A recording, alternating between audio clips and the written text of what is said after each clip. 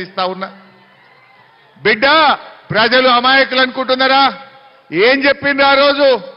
మీరు చూస్తారా? ఒకసారి టీవీ లేపేయమంటారా? యాడ్ చేయాలి నా పాతయి. 2 లక్షల రుణమాఫీ చేస్తా అన్నాడు రేవంత్ రెడ్డి. డిసెంబర్ 9 నాడు మొదటి సంతకం రుణమాఫీ మీద అన్నాడు. బాబు ఒకసారి చూపియది కూడా మా జనాలకు.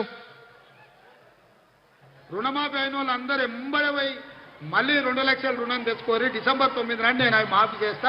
కాబట్టి రైతులందరికీ నేను విజ్ఞప్తి చేస్తున్నా, ఎంబడే పోయి బ్యాంకుకు పోయి లోన్లు తెచ్చుకోరి, వచ్చిన ఎంబడే నేను రుణమాఫీ చేస్తా. అయినాదే రుణమాఫీ ఎవరికన్నా? ఏం చెప్పిండు? 9 తారీఖు నాడు కుర్చీలో కూర్చోగానే రుణమాఫీ చేస్తా అన్నాడు. మొదటి సంతకం పెడతా అన్నాడు. వచ్చినాయా రుణమాఫీ ఎవరికన్నా?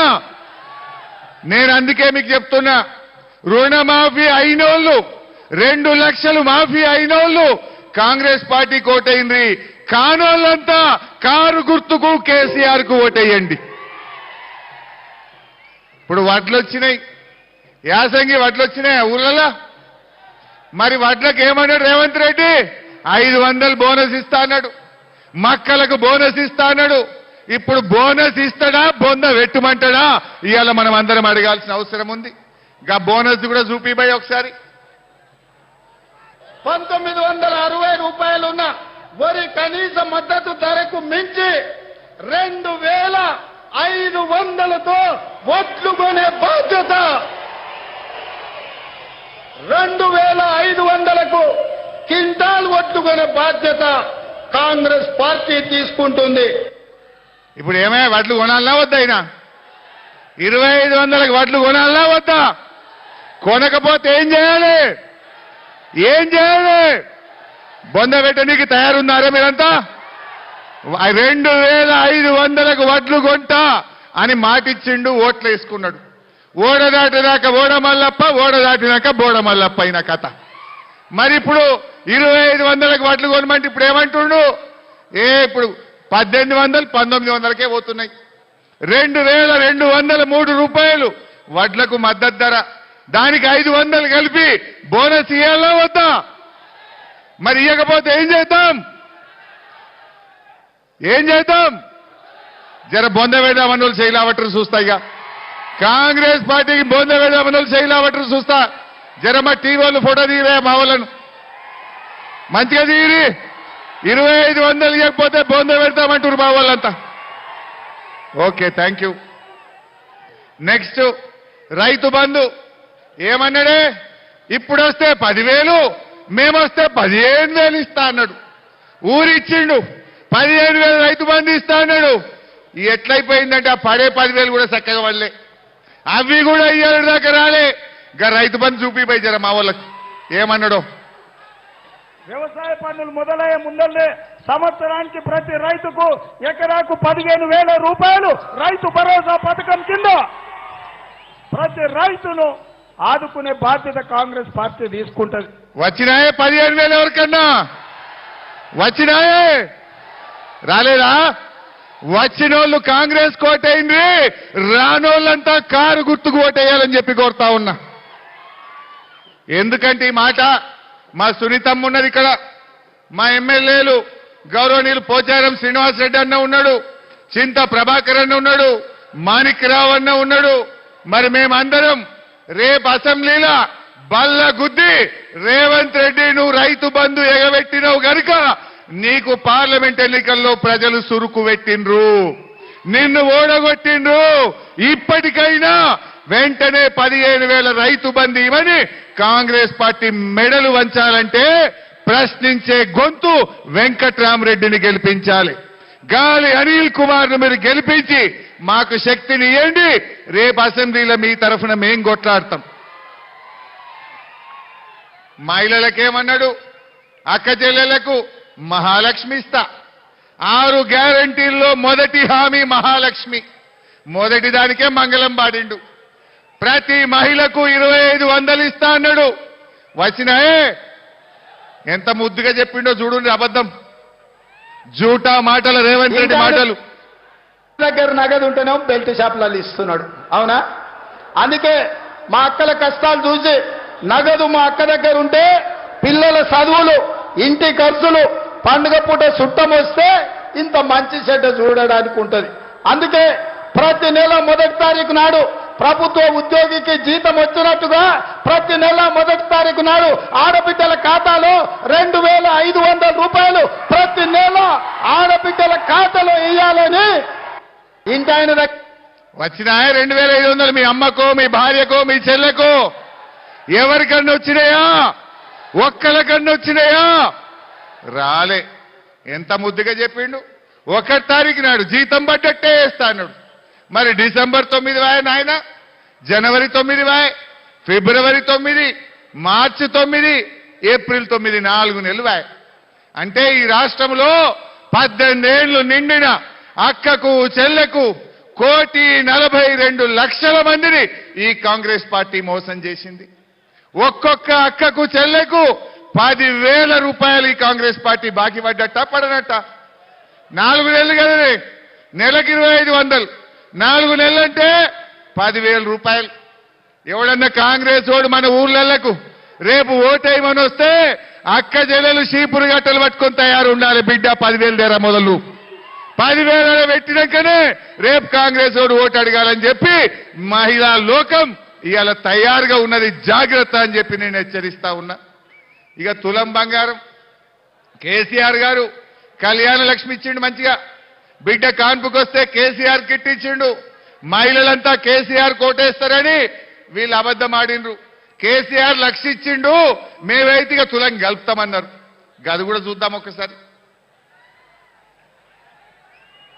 పుట్ట షాదీ ముబారక్ కళ్యాణ లక్ష్మిలో ఈ రోజు 1,00,000 రూపాయలే వస్తున్నాయి.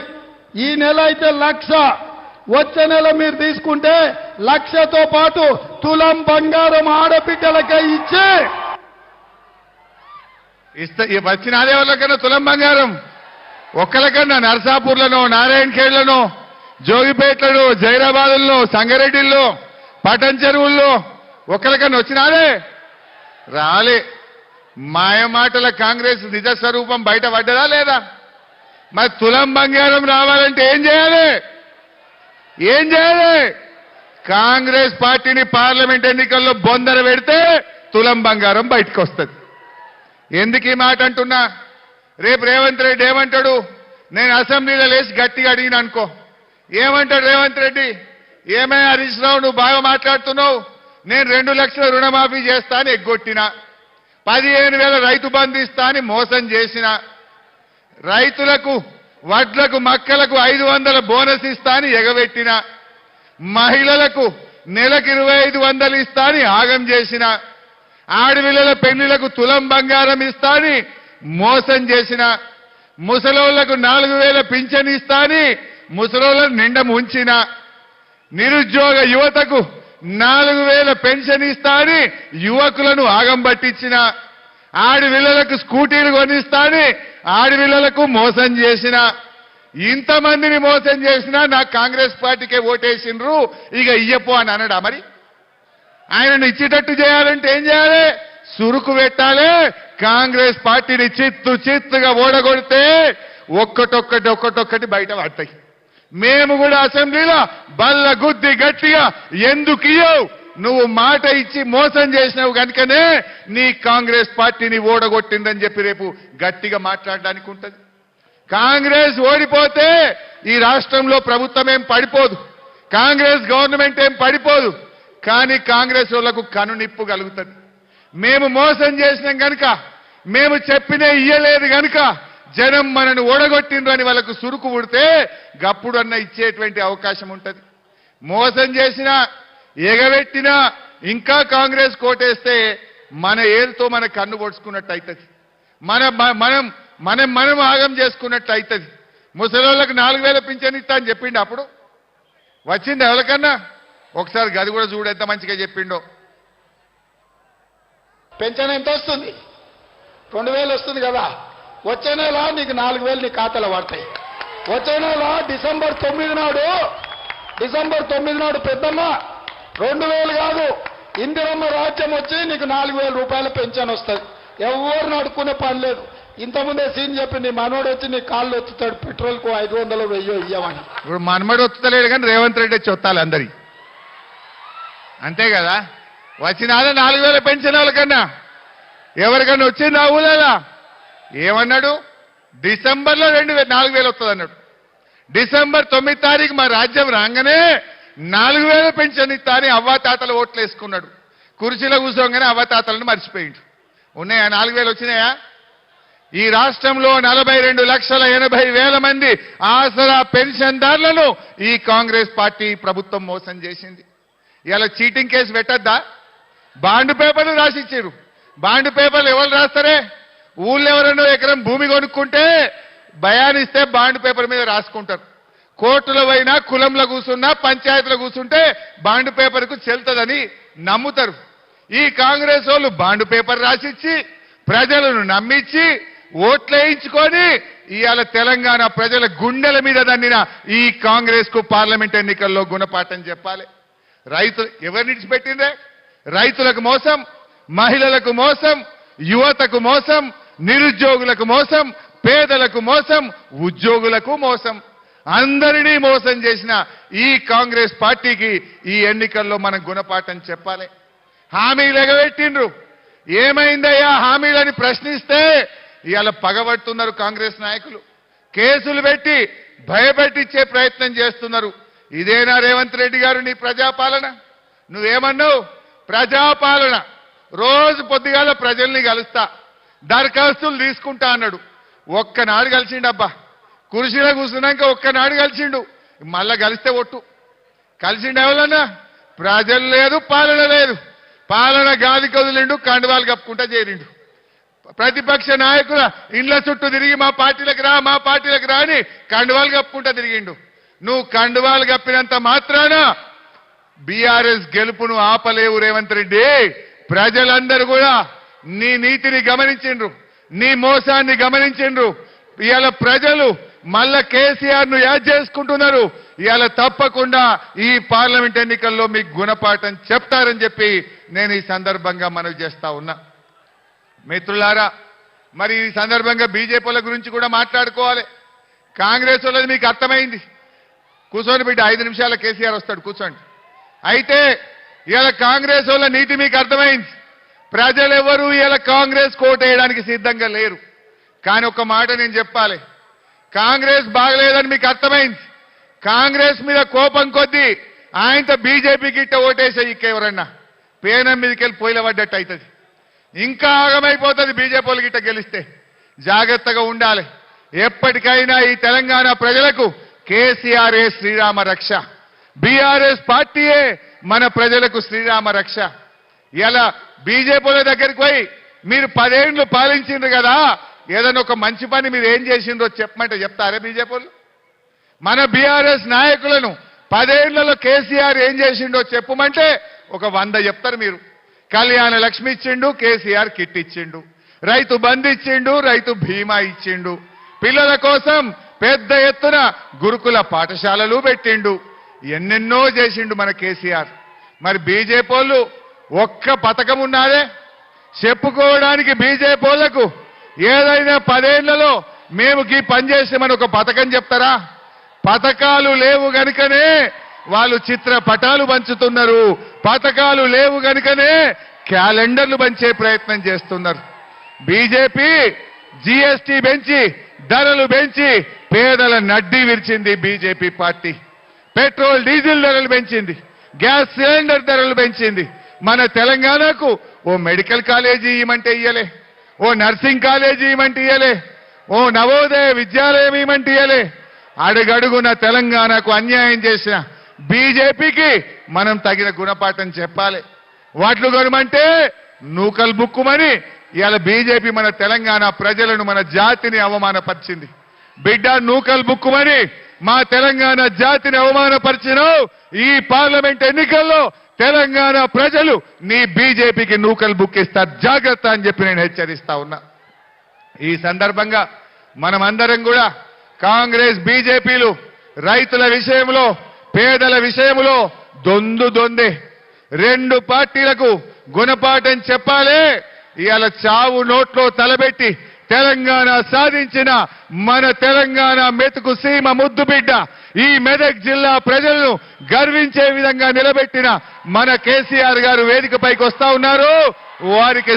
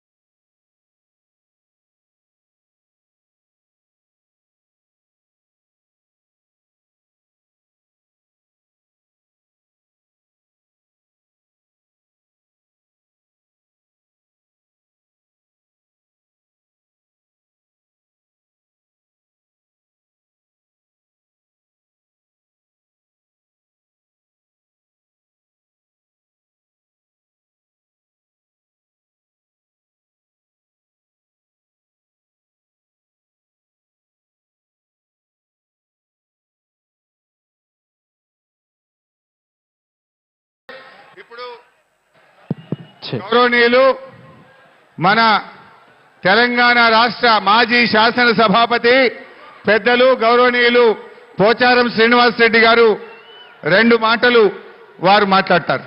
రండి, దయచేసి అందరు కూర్చోవాలి బాబు, ప్లీజ్. శ్రీను జరు అమ్మ కూర్చో.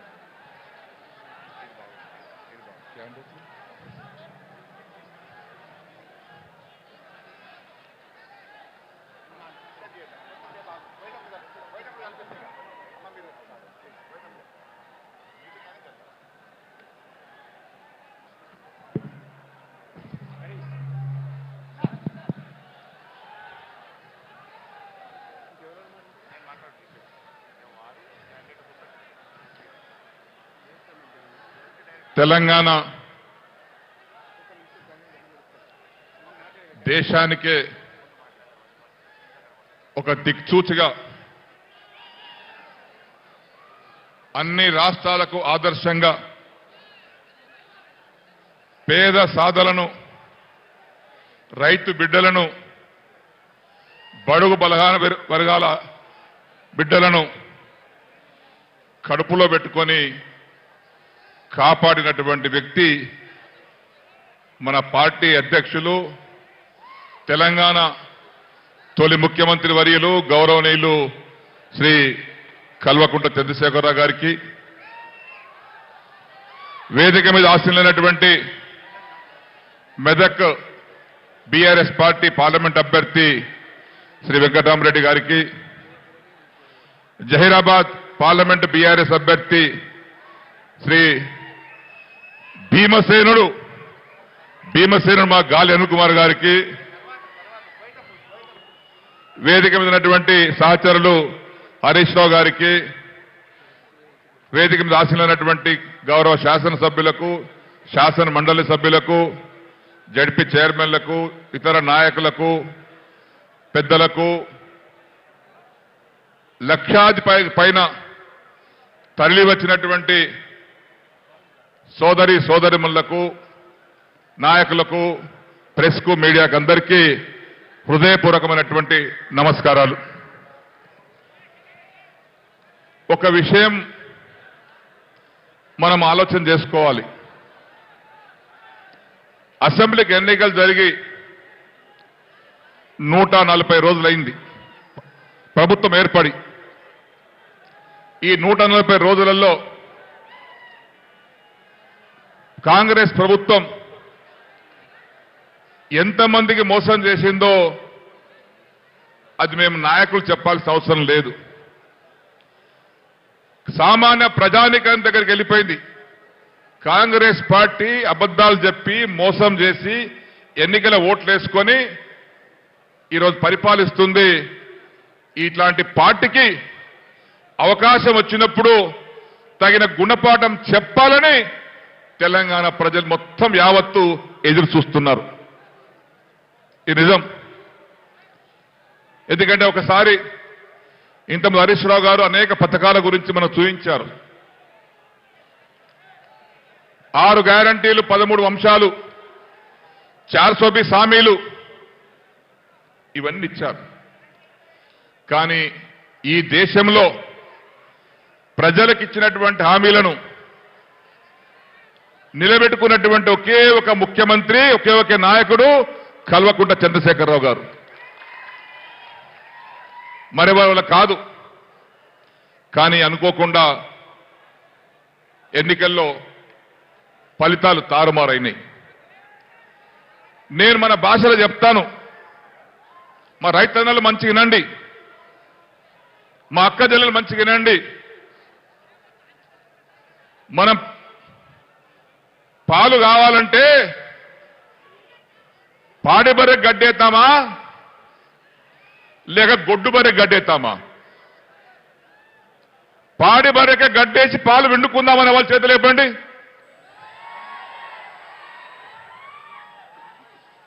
పొరపాటున గొడ్డు బర్రె గడ్డేసడము, ఇక మళ్ళా గొడ్డు బర్రెని దగ్గర రానియమని వాళ్ళ చేతులు ఇవ్వండి.